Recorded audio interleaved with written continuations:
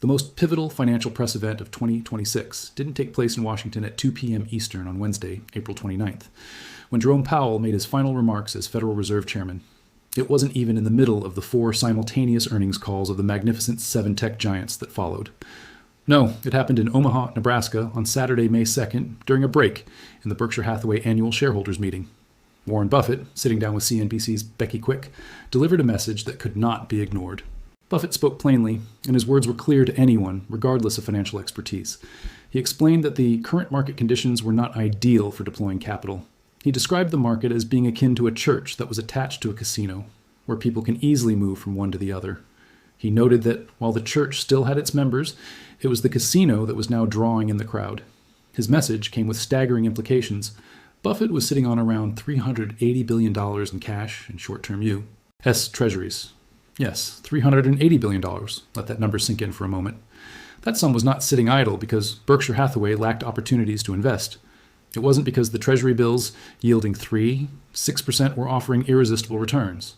And it certainly wasn't because Buffett had run out of ideas or the ability to assess business opportunities. No, this enormous cash hoard was the result of one of the most experienced investors in history, Buffett, who has been analyzing businesses since the Eisenhower administration, looking at the unique set of conditions currently affecting the financial markets.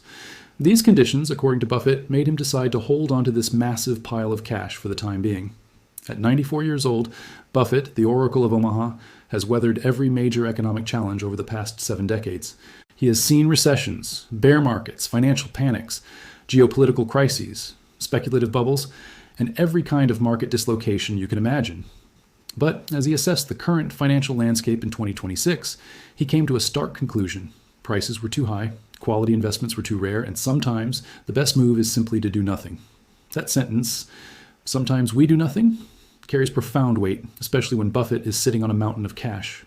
In the same week that the S&P 500 was nearing record highs, the Nasdaq was flirting with 25 euro points, and the magnificent 7 tech giants had delivered mostly strong earnings reports. Buffett's words stood out like a beacon. Even as every financial analyst seemed to declare that the economy was resilient and the geopolitical tensions, like the Iran war, were behind us, Buffett's cautionary message was a much-needed counterpoint. The significance of Buffett's remarks cannot be overstated. This wasn't simply a sign of caution from a seasoned investor. It was a signal that the true bottom of the market had not yet arrived. Instead, what was unfolding was the setup for the real crash that would eventually come. The moment when nobody is answering the phone, the moment that Buffett is waiting for, has not yet arrived, but it's coming. And this, friends, is the most critical investment message any investor could hear in 2026.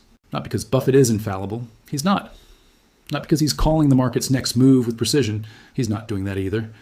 But because the way Buffett described the current market conditions aligns precisely with what historical analyses of bear markets and major corrections tell us precedes the best buying opportunities. The crash that will bring about Buffett's golden opportunity is still ahead. This video will explore the complete picture, revealing the exact data behind Berkshire's $380 billion cash position, the reasons Buffett has chosen to stay on the sidelines, and why his wait-and-see strategy is the right move in this environment.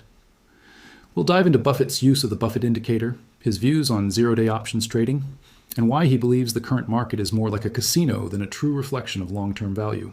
By analyzing his past moves, we can start to understand why Buffett's current positioning might seem wrong in the short term, but will prove to be one of the wisest decisions of this generation when the inevitable crash finally arrives. The key to understanding Buffett's current position lies in the specific sequence of selling decisions that built up the $380 billion. This cash reserve wasn't created because of some market panic. It was the result of methodical, disciplined moves over the last several years. Buffett didn't just sit back and watch the market go up. He sold stocks when the market was offering him prices that were too high to justify. He was patient, waiting for the right moment to deploy his capital, and right now, that moment hasn't arrived. Buffett made a calculated move to reduce Berkshire Hathaway's stake in Apple, one of the company's largest holdings. Apple had once been valued at around $200 billion, but by the time the selling was over, Buffett had trimmed that position down to about $60 billion. Over the course of 2 years, Berkshire Hathaway sold $140 billion worth of Apple stock. Why? Because, as Buffett himself explained, the expected forward returns on Apple at the prices the market was offering were no longer attractive when compared to the relatively risk-free return of 6% from Treasury bills. Other stocks, such as Bank of America, also saw significant reductions in Berkshire's holdings during the same period. In fact, Buffett has been a net seller of stocks for 12 consecutive quarters. This wasn't a panic sale in reaction to some sudden crisis. It was the result of a long-term systematic decision to sell into a market that Buffett felt was overvalued. He was waiting for a market correction, and he hasn't been shy about his strategy. Now, let's talk about the Buffett indicator, which is perhaps the most important signal for understanding where valuations stand in the market. The Buffett indicator is the ratio of total market capitalization of U.S. stocks to the GDP of the United States.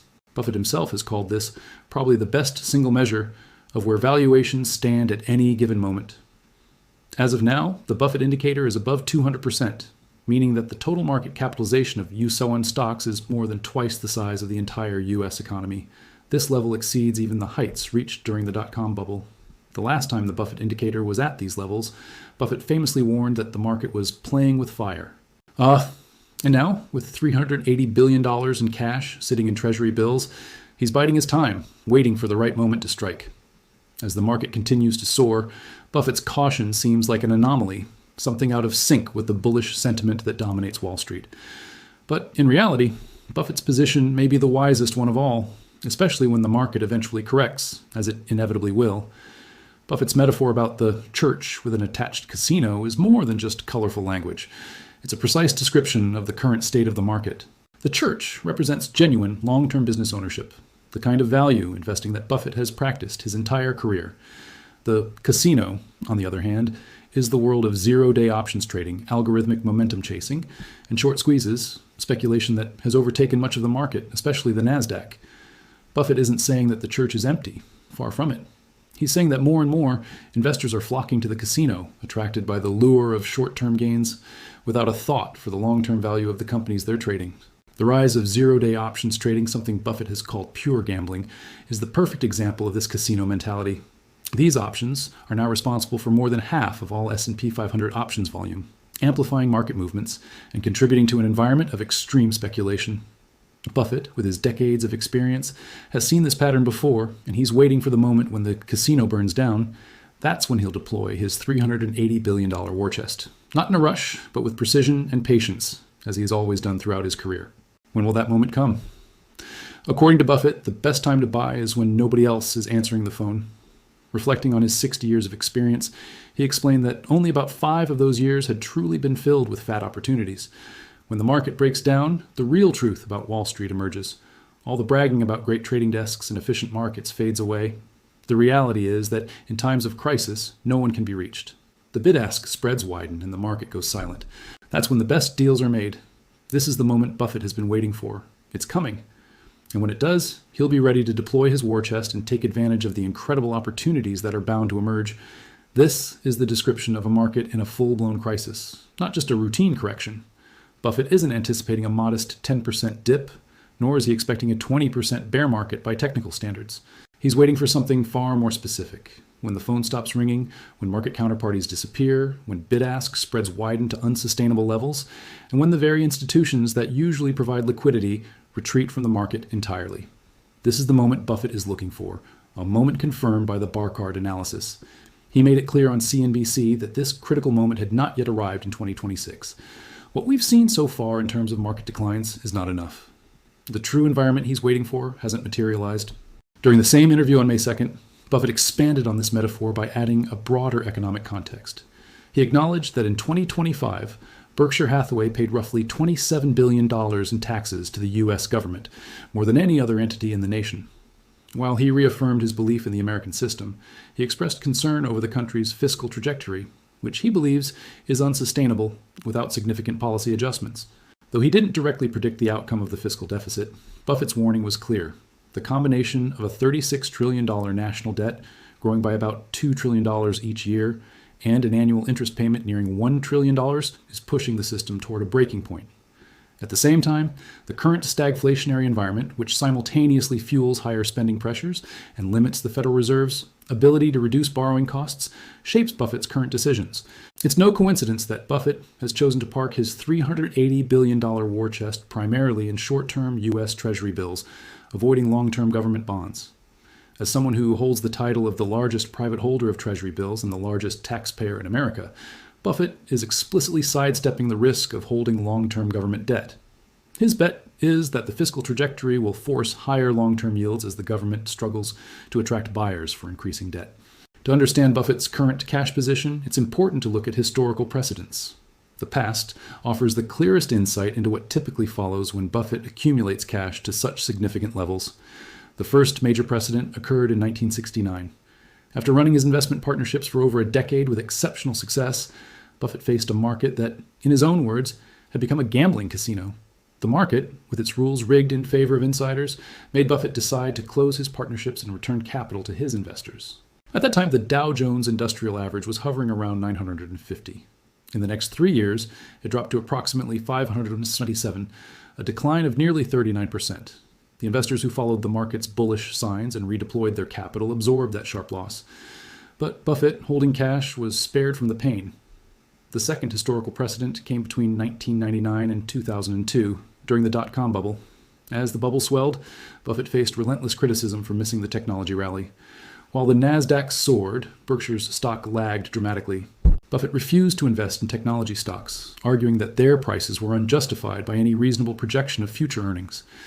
During this period, Buffett continued to build Berkshire's cash position. When the bubble finally burst in March 2000, the Nasdaq plummeted by 80% in the next 2.5 years. When the market crisis hit, Buffett began deploying his cash. It was then that the phone stopped ringing, and the very environment Buffett had been waiting for finally arrived. Berkshire's strategy was clear: preserve capital while others faced destruction, then deploy that capital into undervalued businesses. The third historical precedent is what we're seeing now, from 2023 to 2025. Since the pandemic recovery rally, Buffett has been consistently selling stocks, especially as the CAPE ratio surpassed 35. He chose not to ride the AI-driven bull market, opting instead to accumulate cash as others celebrated their gains. Buffett's decision to reduce his stake in Apple, even as its stock soared in 2023 and 2024, was seen by many as overly cautious. But now, with Berkshire Hathaway sitting on $380 billion in cash, and with the CAPE ratio at 39.7, and the Buffett indicator surpassing 200%, Buffett's strategy looks increasingly prescient. Zero-day options trading now represents more than half of all S&P 500 options volume, adding to the speculative nature of the market. The broader economic backdrop is also important. Oil prices are hovering around $96 per barrel, with the Iran ceasefire remaining fragile. Meanwhile, private credit markets are facing significant redemptions, and the Federal Reserve is unable to make rate cuts due to the stagflationary environment. Q1 2026 GDP growth came in at 4%, significantly below historical averages, and inflation remains above the 2% target at 5%. All of these factors contribute to Buffett's cautious stance. Despite the market's rally, he maintains that prices are still too high. The current dip, in his view, is nothing more than a small correction, not the moment of opportunity he's waiting for. When looking at the earnings results from the Magnificent Seven companies, the picture is mixed, but largely in line with what the current market conditions would predict.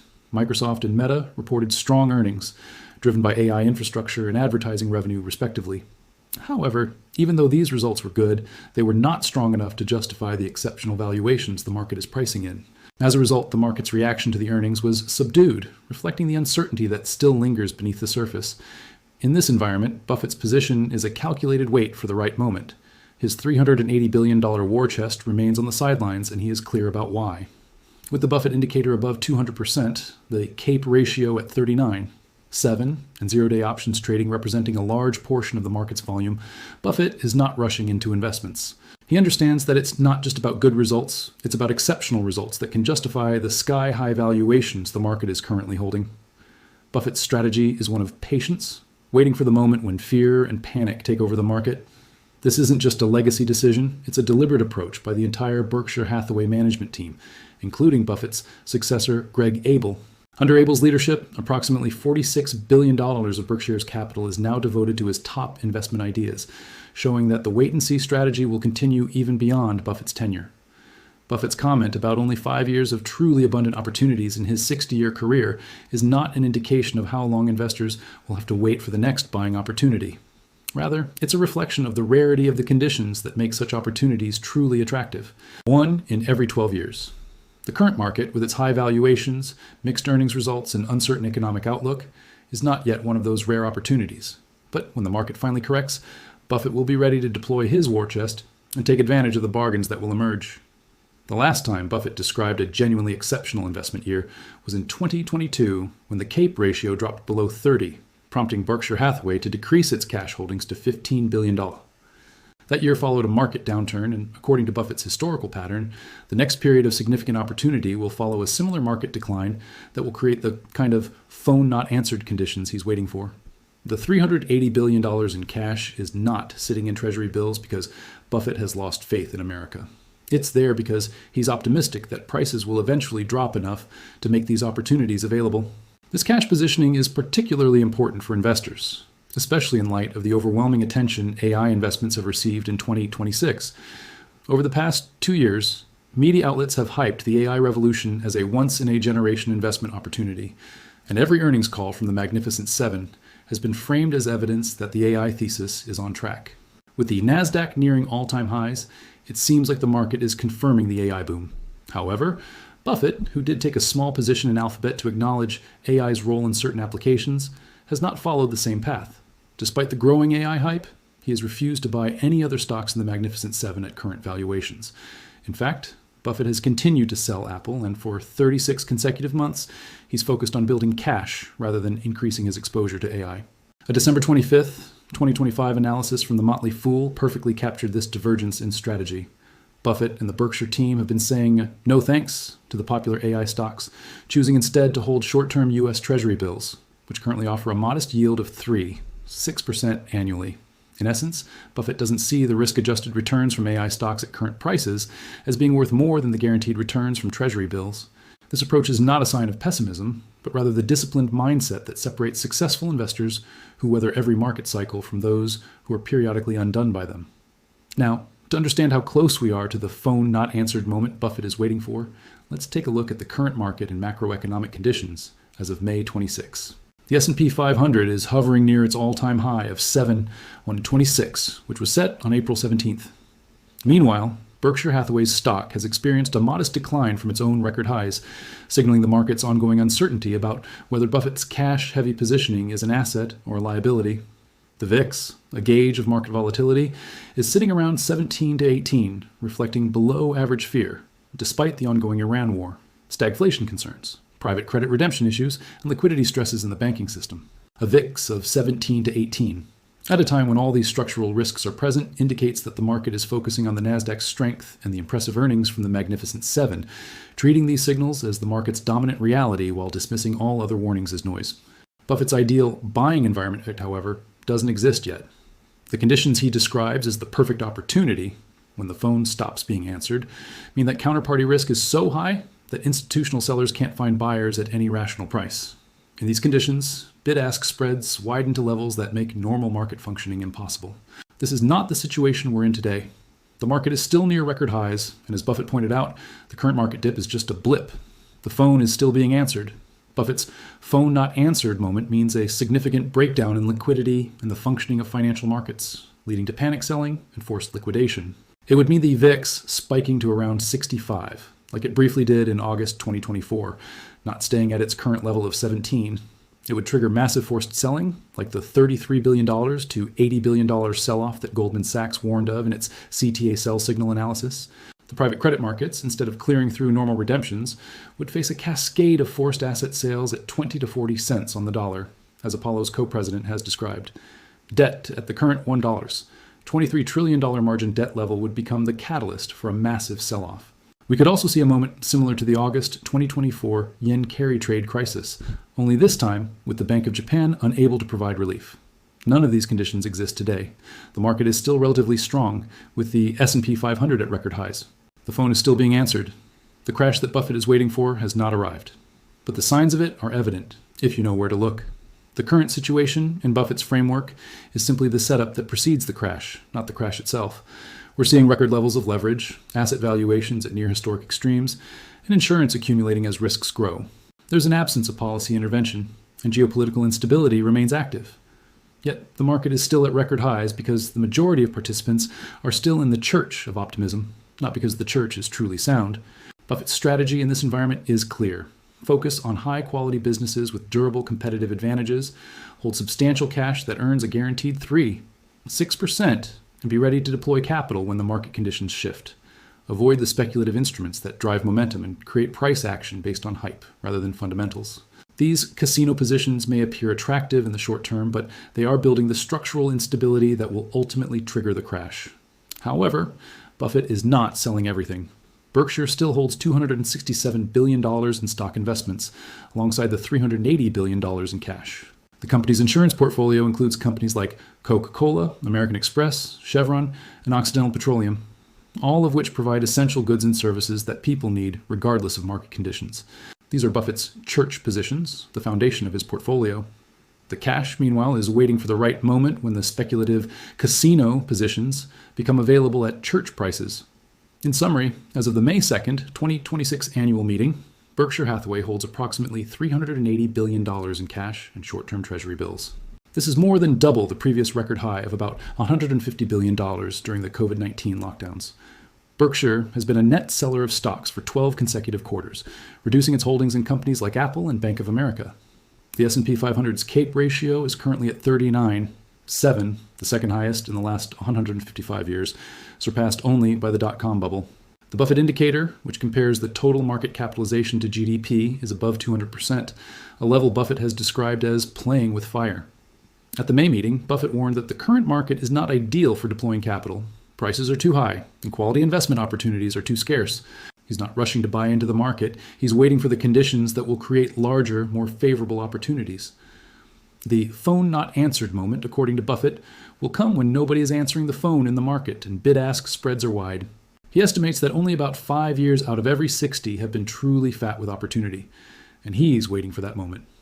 As we look at the current economic landscape, Q1 2026 GDP growth came in at a modest 1.4%, the slowest since the COVID pandemic period. PCE inflation stands at 3.5%, and the Federal Reserve has held rates at 5% to 75%, with no rate cuts expected for the rest of 2026. Meanwhile, geopolitical tensions, particularly regarding the fragile ceasefire in Iran and its impact on the Strait of Hormuz, continue to loom large. Private credit markets are facing significant redemptions, and U.S. margin debt is still at $1, $23 trillion, representing 91% of GDP. The yen carry trade, valued at around $4 trillion, is facing pressure from the Bank of Japan's rate normalization. These factors, combined with high valuations and rising structural risks, make it clear that Buffett is not yet ready to deploy capital. He's still waiting for the right moment. Greg Abel, who has taken over as CEO of Berkshire Hathaway, is managing $46 billion of the company's capital, focused on his top investment ideas. But even with this capital allocation, the strategy remains unchanged. Wait for the right opportunities at the right prices. Buffett may be wrong, but based on his track record of patience and the conditions he's waiting for, the crash isn't here yet, but it is coming. And when it does, Buffett will be ready. The question is, will you be ready too?